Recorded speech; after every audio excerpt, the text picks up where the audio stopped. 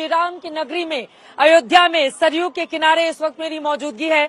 सरयू में कल जलती हुई चलती हुई ये जलधारा आप देखिए किस तरह से एक तरफ सूर्य की किरणें जब पड़ती हैं तो ये खिल उठती है, तो वहीं दूसरी तरफ अब से थोड़ी देर के बाद यहाँ का अद्भुत दृश्य दिखेगा जब यहाँ पर फव्वारे में आप देखेंगे राम के रंग में खिला हुआ ये पूरा का पूरा हिस्सा दिखाई देगा। कुल मिलाकर राममय माहौल है। प्रधानमंत्री नरेंद्र मोदी ने जब से प्राण प्रतिष्ठा को आगे बढ़ाया तब से लेकर अब तक 3 लाख से ज्यादा श्रद्धालु दर्शन कर चुके हैं।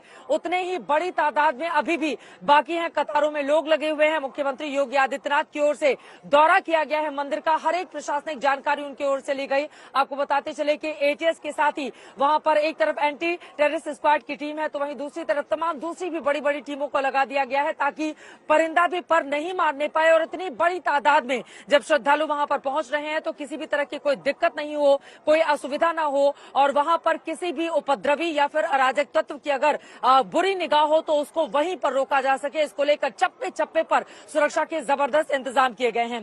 राममयी है अयोध्या और प्रभु श्री राम के प्राण प्रतिष्ठान के बाद आपको बताते चले पूरा भारतवर्ष राममय हो गया है, लेकिन राम को लेकर इस देश में जो राजनीति है वो थमने का नाम नहीं ले रही।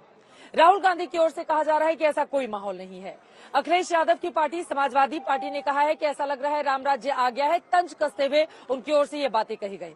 उद्धव ठाकरे की पार्टी की ओर से कहा गया है कि जिस तरह से उन्होंने यहाँ पर प्राण प्रतिष्ठान के लिए उन्होंने 11 दिनों का उपवास रखा है प्रधानमंत्री नरेंद्र मोदी ने, उसी तरह क्या गरीबों के लिए भी वो उपवास करेंगे। तो इस तरह से विपक्षी दलों की ओर से लगातार बीजेपी के ऊपर एक के बाद एक सवाल खड़े किए जा रहे हैं और पूछा जा रहा है कि राम के नाम पर ध्रुवीकरण की कोशिश में भारतीय जनता पार्टी लगी हुई है लेकिन उसमें नहीं मिलेगी कामयाबी। क्या वास्तव में ध्रुवीकरण के जरिए जीतना चाहती है 2024 का चुनाव बीजेपी, या फिर राममय हो चुकी है यहाँ पर अयोध्या और उसका पूरा लाभ भारतीय जनता पार्टी को आगामी चुनावों में मिलेगा, या फिर देश के जो दूसरे मुद्दे हैं वो कहीं ज्यादा भारी पड़ जाएंगे। एक तरफ नरेंद्र मोदी का चेहरा तो वहीं दूसरी तरफ राहुल गांधी का ये कहना है कि न्याय यात्रा से भारतीय जनता पार्टी डर गई है। 2024 में जनता उसको बताएगी कि वास्तव में असल न्याय क्या होता है। कई ऐसे सवाल हैं जिसको इसी प्रभु राम की नगरी से हम उठाने वाले हैं, लेकिन उसके पहले हमारी ये रिपोर्ट देखिए।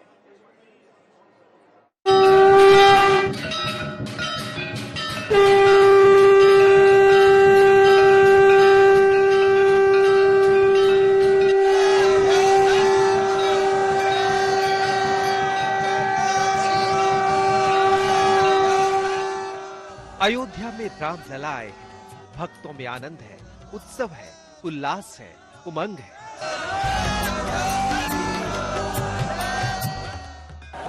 पीछे बहुत ज्यादा भीड़ है, आप देख पा रहे हैं कि लोग किस तरह से दर्शन के लिए बिल्कुल व्याकुल में जा रहे हैं और सिक्योरिटी वालों के लिए रोकना तक बहुत मुश्किल हो रहा है। साथ ही बहुत ज्यादा भीड़, बहुत बड़ी तादाद में लोग यहाँ पर आ गए हैं। स्थानीय प्रशासन की ओर से बार बार यही निवेदन किया जा रहा है कि लोग अभी अयोध्या की तरफ रुख नहीं करें। सभी से गुजारिश है कि अभी वैसी परिस्थिति नहीं है कि आप यहाँ पर आकर दर्शन करें। तो जो लोग अभी बाहर खड़े हैं सभी से गुजारिश है बाद में आकर आराम से दर्शन कर पाए। अभी बहुत ज्यादा मुश्किल होगी क्योंकि बहुत भीड़ है और ऐसे ही लोग न जाने कितने आगे आगे दूर तक खड़े हैं। तो तमाम लोगों से गुजारिश है जो अभी अपने घरों से अयोध्या के लिए निकल रहे हैं फिलहाल वो नहीं निकले क्योंकि भारी भीड़ की वजह से अंदर जाना आप लोगों के लिए काफी मुश्किल होगा। और अयोध्या भूमि पर प्रभु राम की स्थापना के बाद से देश की राजनीति में भी नई लहर हमारे प्रभु राम आ गए। ऐसी कोई बात नहीं है कि लहर है, यही समय है, सही समय है। जितना करना है करिए, मजा आ रहा है। अल्लाह का कसम, कलयुग शुरू हो रहा है।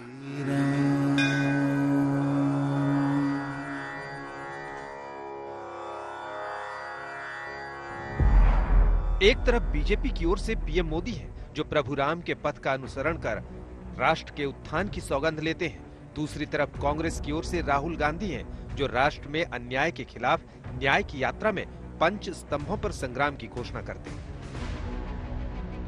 मंदिर निर्माण से आगे बढ़कर अब हमें सभी देशवासी यही इस पल से समर्थ, सक्षम, भव्य, दिव्य, भारत के निर्माण की सौगंध लेते हैं। न्याय यात्रा के पीछे न्याय का आइडिया है और उसमें हमारे 5 स्तंभ हैं जो देश को शक्ति देंगे। 5 न्याय के स्तंभ जो देश को शक्ति देंगे।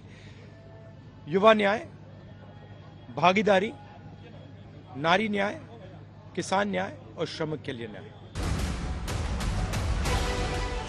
दोनों ही दल भारत को भव्य, समृद्ध, सशक्त बनाने के लिए अपने अपने विचार पर बढ़ रहे हैं। बीजेपी को राम, राम के नाम, राम के न्याय, राम की मर्यादा, राम के शौर्य, राम के पथ पर अगाध श्रद्धा है।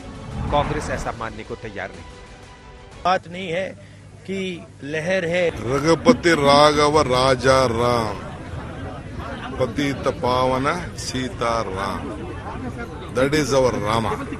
कांग्रेस पार्टी लगातार बेरोजगारी, महंगाई, किसान, महिला से लेकर भागीदारी का सवाल उठा रही है और बीजेपी पर राम के नाम का फायदा उठाने का तोहमत थोपती है। श्रद्धा, धर्म, आस्था ये सबका निजी मामला है और इसका हमें सम्मान करना चाहिए। इसको राजनीति से नहीं जोड़ना चाहिए और राजनीति से जोड़कर अगर किसी प्रकार का भ्रम उत्पन्न किया जा रहा है या अपने राजनीतिक फायदे के लिए देश में जिस प्रकार का एक ध्रुवीकरण का वातावरण तैयार किया जा रहा है, उससे समाज कमजोरी होगा, मजबूत नहीं। ये एक अवतरित पुरुष के रूप में कल पूरे देश और दुनिया में नरेंद्र मोदी का चेहरा ही नहीं गया, बल्कि अब पूरे दुनिया में भारत विश्व गुरु बनेगा। हम उम्मीद करते हैं कि इस देश में जो गरीबी है, जो बेरोजगारी है, जो ऊंच नीच है, इसका खत्म होगा और राजराज स्थापित होगा। विपक्ष की ओर से पीएम मोदी और बीजेपी पर राम के नाम का राजनीतिक इस्तेमाल करने के आरोप लगते रहे, लेकिन सत्ता की लड़ाई में हिस्सेदारी की बात आती है तो विपक्षी खेमे में भी असंतोष दिखता है।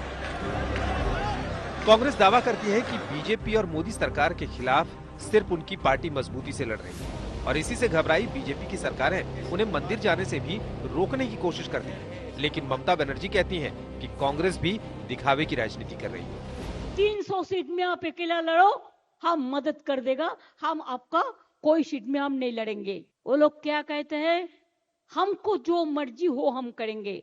एक बात याद रखना, बीजेपी को मदद मत करो। बीजेपी का अगर तुम लोग मदद करोगे कोई, तो अल्लाह का कसम आप लोगों को कोई माफी नहीं करेगा। हमारे पास हिम्मत है। आज तो हम रैली निकाला इसी के लिए, हमने हिम्मत दिखाया। कितना पॉलिटिकल पार्टियां है, क्या हिम्मत दिखाया। एक मंदिर विजिट करने से हो गया, तो हम क्या करते हैं, वो जो बोलता है हम भी वो करते हैं। बहरहाल 2024 की चुनावी लड़ाई में एक तरफ तो बीजेपी भगवान राम, मोदी के नाम और 9 साल के काम का ट्रिपल अटैक करने को तैयार है, दूसरी तरफ विपक्षी दलों के अंदर नेता नीति, नियत और नियति पर ही घमासान मचा हुआ है। हमारा ममता जी के साथ मेरा पर्सनल और पार्टी का बहुत अच्छा रिश्ता है। अब देश की जनता को इंतजार यही है कि चुनावी मैदान में बीजेपी का मुकाबला करने के लिए विपक्षी दलों का गठबंधन कितनी मजबूती से और किस रणनीति से सामना कर पाता है। आज तक ब्यूरो।